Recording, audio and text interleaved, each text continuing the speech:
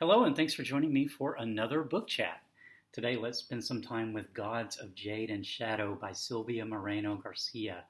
This book was originally published last year, 2019, and this paperback edition that I read was published this year in 2020.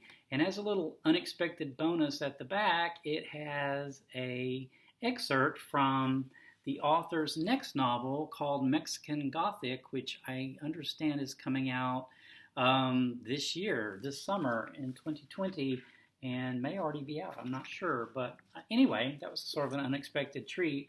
But Gods of Jade and Shadow, I decided to read this. It was kind of an impulse. I had seen this around, and the cover really struck me. The cover was really intriguing. But then this book is all about mythology and humans interacting with mythological figures, these mythological gods, Mayan gods. This book takes place in Mexico.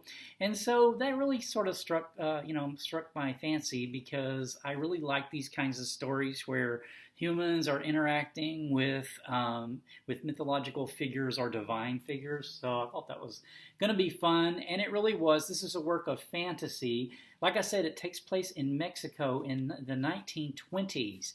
And our main character's name is Cassiopeia, like the constellation. And she is a young woman who lives with her extended family, her grandfather's house, but she is treated very, very poorly, as is her mother. And the reason for that is her grandfather is very wealthy in this small village in Mexico, but her mother had married someone he didn't approve of, who was sort of this dreamer poet, and also I gathered was like an indigenous person, or had indigenous roots, and the grandfather disapproved of that. And then when her father died, her mother wound up not really having any other choice but to return home, and in consequence was treated very badly. Cassiopeia is really treated like a servant by her grandfather and the other members of the family, specifically a cousin named Martine, who will figure very prominently in the story. I want to be careful to not give away any kind of spoilers or anything about the book that I think might detract from reading it, because there's quite an adventure that Cassiopeia ultimately ends up going on with some mythological figures, and so I don't want to detract from the reading, so I'll be careful not to give anything away that I think would do that. But so Cassiopeia, she basically, her days are spent in drudgery, basically cleaning and in service to her other family members. But the family, unbeknownst to her, her grandfather is harboring a secret. And this secret is in a trunk, a locked trunk in the grandfather's bedroom. And Cassiopeia, her personality is very sort of prideful, and also, very strong-willed. And so she has a lot of sort of self-direction. And through a roundabout way, she winds up being alone in the house on this day, and she decides to investigate this locked box, a little more, and so that's what opens up this whole door and realm, this whole door to the mythological realm and these Mayan gods, who's the main one that she actually comes in contact with is named Hun-Kame. And Hun-Kame is the Lord of Xibalba, and I may be pronouncing that incorrectly, but I pronounce it Xibalba. Xibalba is basically the Mayan underworld, which is apparently a pretty grim place. He has this twin brother whose name is Bakub-Kame, and so the Hun-Kame winds up basically trapped in the mortal realm, and connected to Cassiopeia in a very sort of concrete way, where they are on a race against time, because of what ends up happening. They end up having this connection that could end up being not really fatal to the god, because they don't die per se, but it would be fatal to Cassiopeia, and it would, for all intents and purposes, be fatal also to Hun-Kame. Well, so they have to go on this quest to recover different aspects of Hunkame that have been taken from him by the treachery of his brother. And so these are our main characters. So we have Cassiopeia is the main character. Then we have her cousin Martine, and then we have the two brothers from the underworld, from Xibalba, Hunkame and Vakubkame.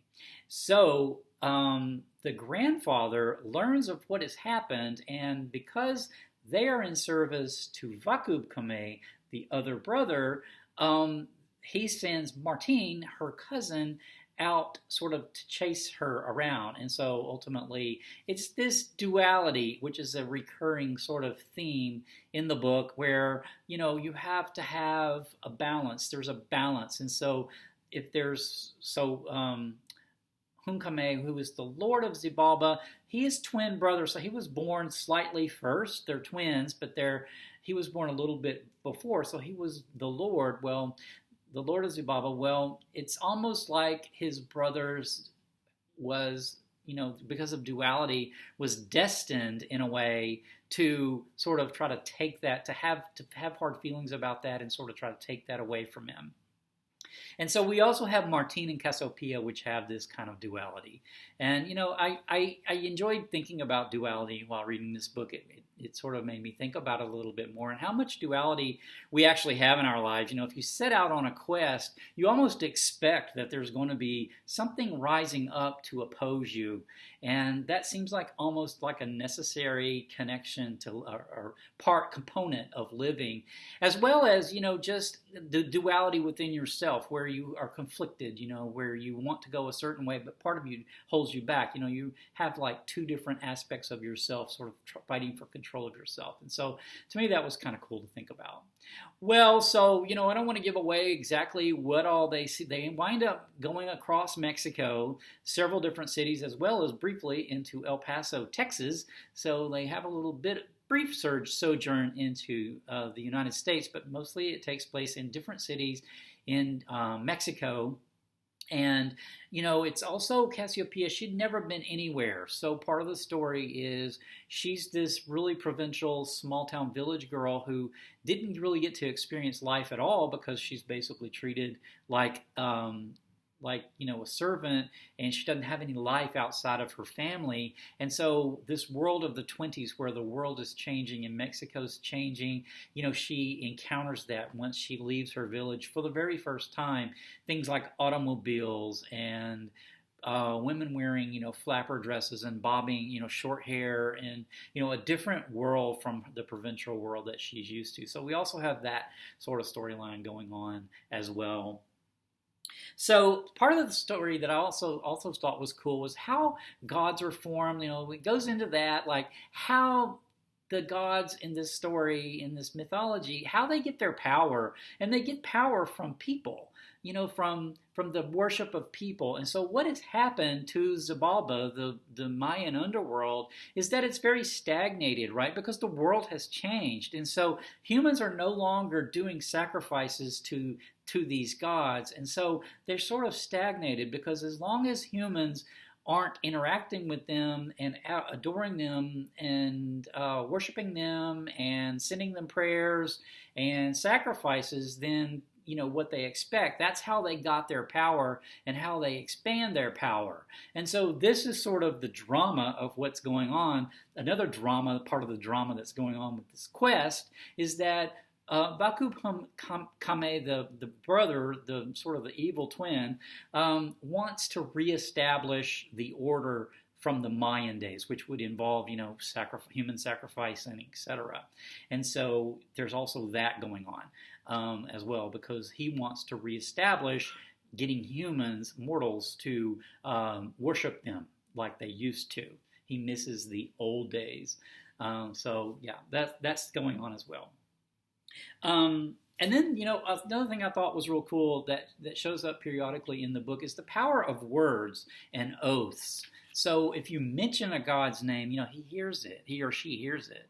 And so I think what I kind of took away from that is like what you put out in the world is real. It has a resonance. Like even what you say has a resonance in the world. Like everything creates something. So what humans say, like if they call on the name of the deity, of the god, it resonates down in Xibalba. It has a force, and I think that's true in life in general, right? Whatever you put out there actually, continues on and reverberates and has a resonance. So I thought that was kind of interesting.